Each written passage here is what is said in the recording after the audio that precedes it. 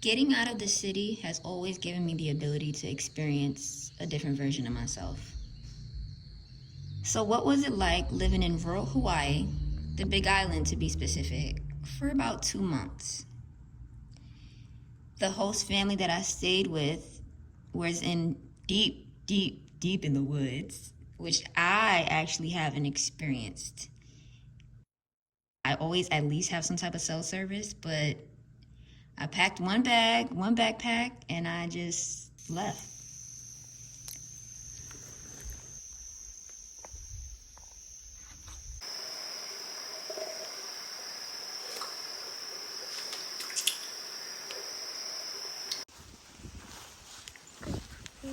I didn't know that I could experience a reality quite like the one I've experienced in Hawaii for the time that I was there. I think in order to really immerse myself in different environments as a traveler, there's just a lot of unlearning that you have to do.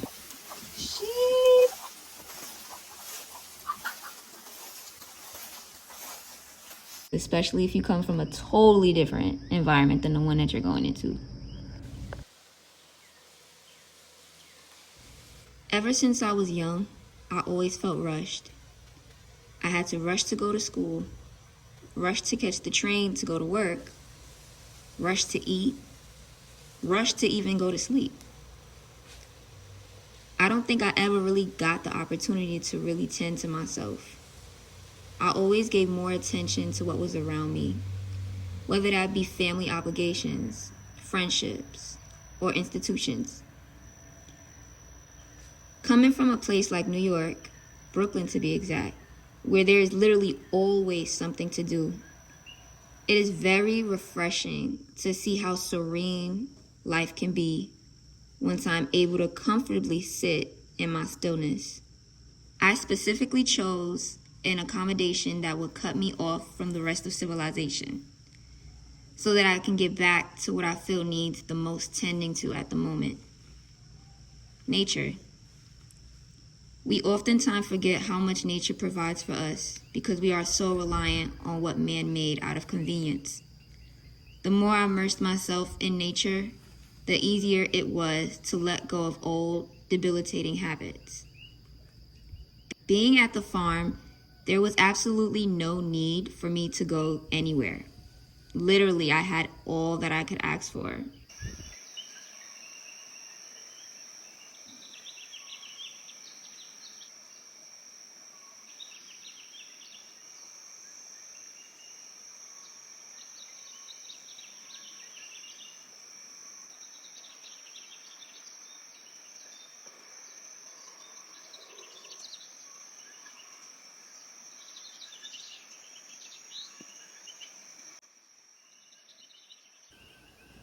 Now, in order for me to have entered into this next stage of my journey, it took a lot of trust.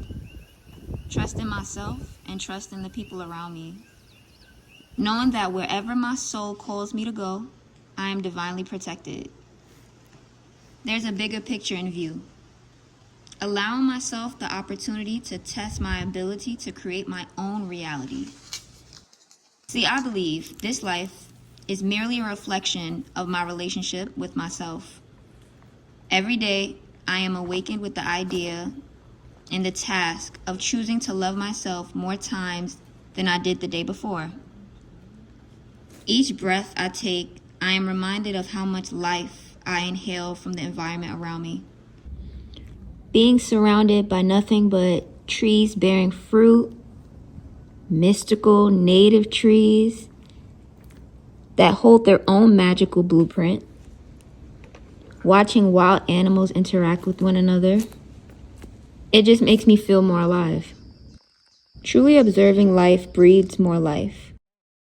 You are naturally becoming more conscious and aware of what we are actually on this planet to do, which is to just live and be present. I just wanted to do a quick update because I wasn't on my YouTube for a minute, but I'm back for as long as I can be back for. But anywho, so to get straight to the point, I'm on an island. I'm connecting with nature again. I went back to the city for a while, and I was like, maybe I should just go get a job. Maybe I should da-da-da-da-da, but no. I'm back on the islands, period. And, but, you know, I'm still in the U.S., whatever. But I'm meeting so many cool people, and I just wanted to come on here and say, I know a lot of people, like, I'm getting into, like, tarot cards and stuff like that. And, I haven't gotten into like, crystals and stuff yet, because I just haven't gotten into it yet. But I just wanted to say, people can be spiritual tools too. You don't really need to go buy like the spiritual, like, you know, tools and stuff. But yeah, you can use people as spiritual tools. You don't have to.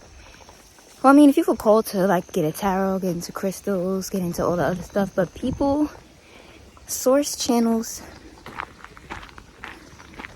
messages through people. So the more alignment you are with yourself, the more people you meet, the messages will get shown through them. That's the point I'm trying to get across.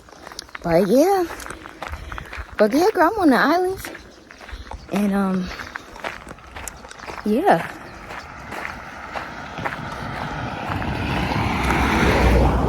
people is real spiritual out here, girl. Like, it's real potent too. I'm just like, I've just been getting readings like randomly, like unsolicited. Like, people just been reading me. And I'm like, damn, am I easily readable? But no, it's just because the more authentic I've become, you just see that through like my everyday interactions with people, I'm assuming. I don't think that's a bad thing. I think it's a good thing. Because at first I was a little worried. I was like, I want to be more mysterious, you know? I want people to figure me out. But no, I think it's fine. I think it's fine. But yeah, so I've just been meeting new people like quickly and just making connections, and it's just really nice out here. You know, I just keep getting confirmations that I'm doing what I'm supposed to be doing, like I'm on the right path. And I'm trekking it, by the way. Like, I don't know if it's called trekking, but I'm like backpacking. I just went grocery shopping. I'm like hiking it. I was gonna hitchhike, like I was gonna put my thumb up, you know, do that little thingy thing, but I was like, let me see how far I could walk. Cause like I got a 38-liter backpack, and right now I have like cans for like groceries, like tomato sauce and stuff. And I'm trying to train myself to see if my back and my body can withstand me doing this, like on some regular shit. But we gonna see. It's tempting to put that thumb up and get a ride because it's a little hot and I'm a little tired. But I'm gonna see how far I can make it. I'm gonna see.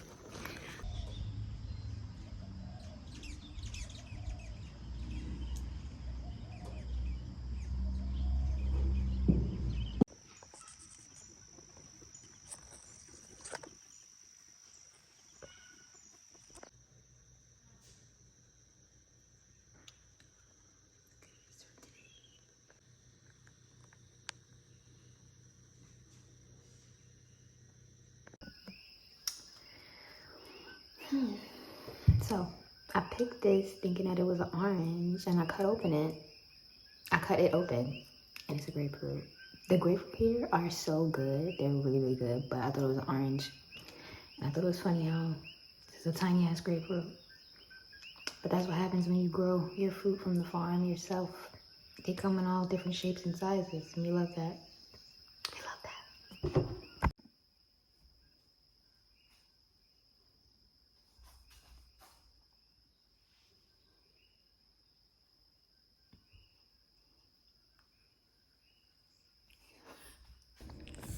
The first major shift I had while navigating in my spiritual journey was my diet.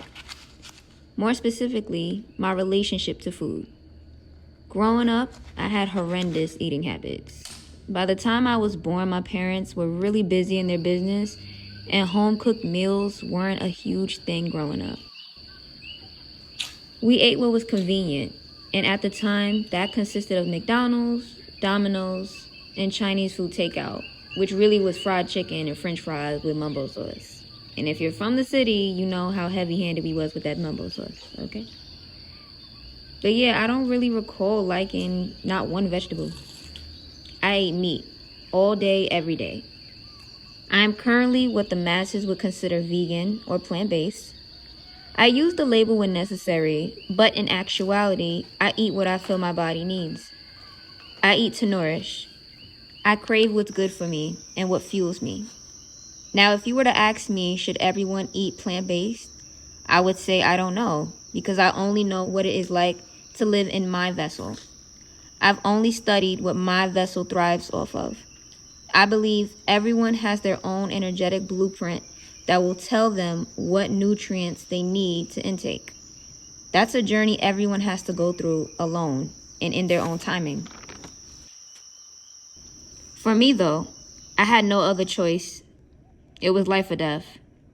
I knew I wasn't gonna make it if I kept eating the way I did. Earlier in the video, I mentioned divine protection, and that was the sole reason I had the willpower to save my life.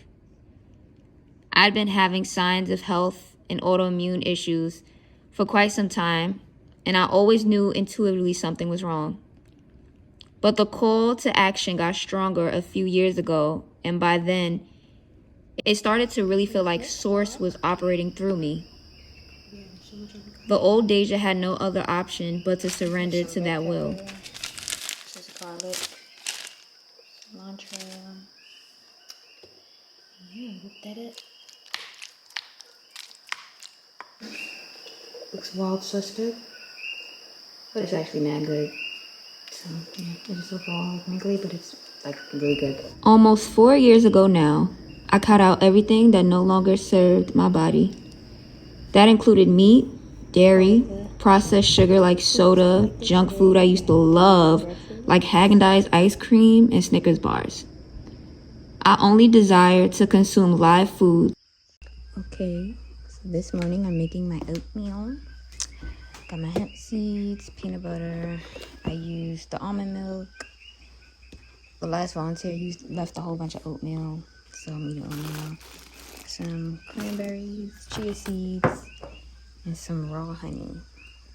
Colorful and vibrant, fruits and vegetables. I don't consider myself to have a diet. Eating like I do allows me to feel good. I cannot tell you how exhilarating it feels not to walk around with a stomach ache every day. I can't believe that was actually my norm at one point. Now, although I quit cold turkey, that transition definitely was not easy. It came with a few setbacks. In true Aries fashion, I just do stuff and I ask questions later. I hadn't properly researched how to eat for optimal nutrition, and coming from a state of nearly hating food because it always made me sick. So I just fasted for a while to reset my body, and I ended up losing so much weight. It was like my body knew what not to do, but my brain was still waiting for me to heal my trauma regarding my food. But eventually, we got over that hurdle.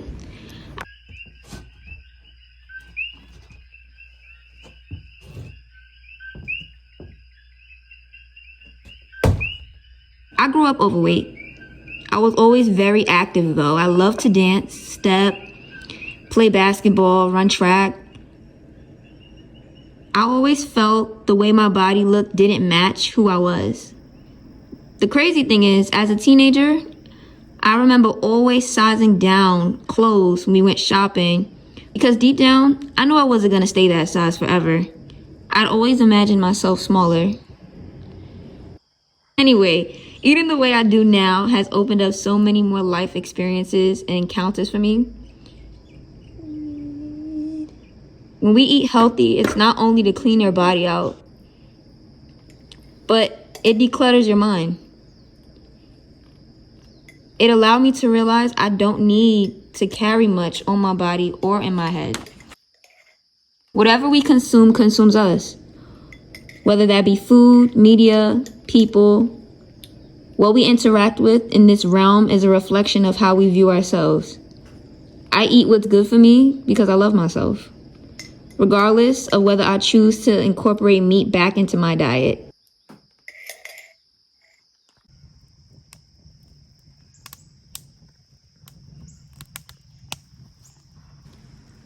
The first day I went to town, I met a man who was also from New York. Well, he was from upstate.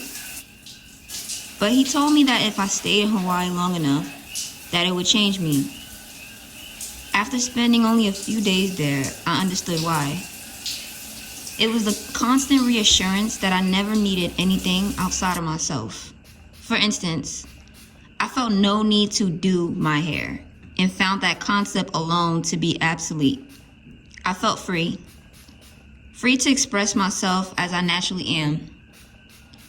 Now, did I encounter criticism for how I chose to present myself? Yes. But I also experienced much praise and genuine support for my authenticity. Remaining aware that those were all projections of my internal judgments, nothing outside of myself.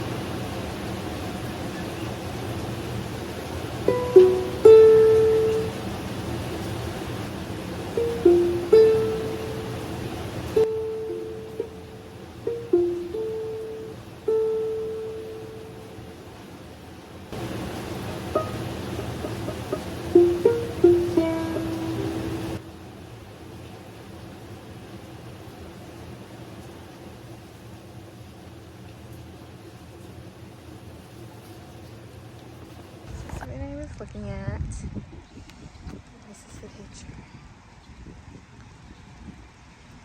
Close enough. Close enough. Wow. Can you see? Are you riding? Well, you gotta turn stop motion off. Right there. Is that better? Yeah. I'm still gonna turn all the way down here though. That's crazy. That's wild. Why'd you? This angle. You can't see yourself at this angle. This angle is crazy. Stop it there, girl. The puff is puffing too much. The puff is puffing. Okay, you good? Does that fit? Yeah, Or you need like a my lower? eyes are weird though. Wait. Because I can get it over your puff, but like, I'm trying to stuff your. Stuff your puff. I'm trying to stuff the puff, girl. Your hair is very moisturized, girl. Yeah. Feel the hell. I love it. Girl, please. Oh yes. Oh yes, Jada. Girl. Very moist. Okay, that's stuffed in. She's about to shoot some guns. This is not real. Girl, she's like, you see that aggression? Wasn't that hard? Jada was like a tag me in, ho. Oh, oh. Wait, why you, oh, don't shoot the hostages. Oh shit. Y'all shooting the hostages? Girl. I was on accident. Okay. Oh, no, those are our team. That's our team. How do we know if they're dead? Okay. Well, look at our reflection in there. That was cute. What do you want to do? Desert? Office? Like office. Yeah.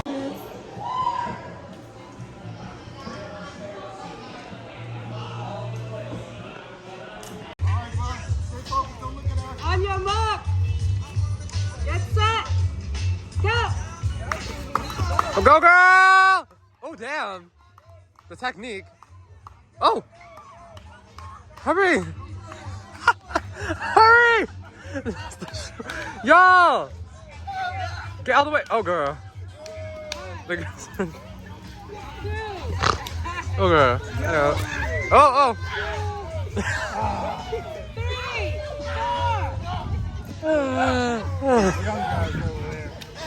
Ready? Cheese, you ready? Ready. On 3, 1, 2, 1, 1. On 3, 1, 2, 3. Yeah, come on.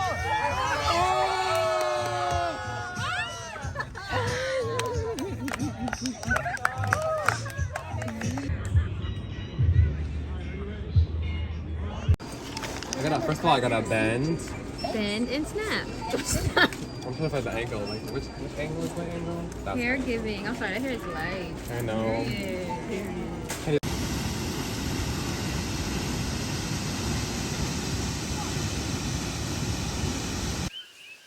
So if you've made it far enough into this vlog, You're probably asking, okay, what's she doing now? Are you planning to go back? Truthfully, I don't know. I am an intuitive traveler, so if I get a call to revisit this destination, I will. But for now, I am where I am.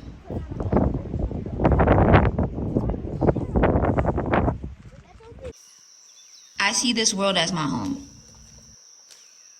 It is my birthright to travel and to take up as much space as my heart desires.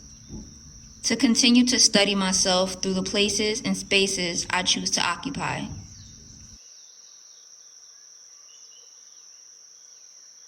One day, when I have met all of myself, I will be home.